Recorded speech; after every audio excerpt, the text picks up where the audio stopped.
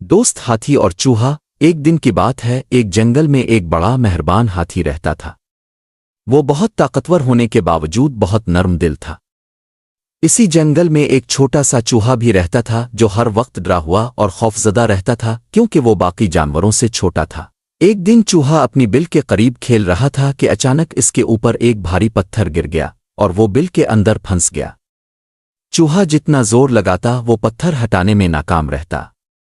चूहा बहुत परेशान हो गया और मदद के लिए चलाने लगा।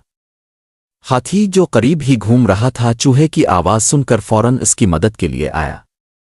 हाथी ने अपनी बड़ी सूंड से पत्थर को उठाया और चूहे को बिल से बाहर निकाल दिया। चूहा बहुत खुश हुआ और बोला, शुक्रिया हाथी भाई, आपने मेरी जिंदगी बचाई है। मैं आपका ये एहसान कभी नहीं भूलूंगा। हाथी मुस्करा कर बोला, तुम छोटे हो या बड़े इससे फर्क नहीं पड़ता। दोस्त हमेशा दोस्तों की मदद करते हैं। कुछ दिन बाद जंगल में शिकारी आए और उन्होंने हाथी को पकड़ने के लिए एक बड़ा जाल बिछा दिया। हाथी इस जाल में फंस गया और अपनी पूरी ताकत के बावजूद इसे तोड़ नहीं सका। वो जाल में बुरी तरह उलझ गया और मदद के लिए चलाने लगा। चूहा जो करीब ही मौजूद था हाथी की आवाज़ सुनकर फौरन आया। वो हाथी की मदद करने के लिए दौड़ पड़ा और अपने तेज दांतों से जाल को काटना शुरू कर दिया।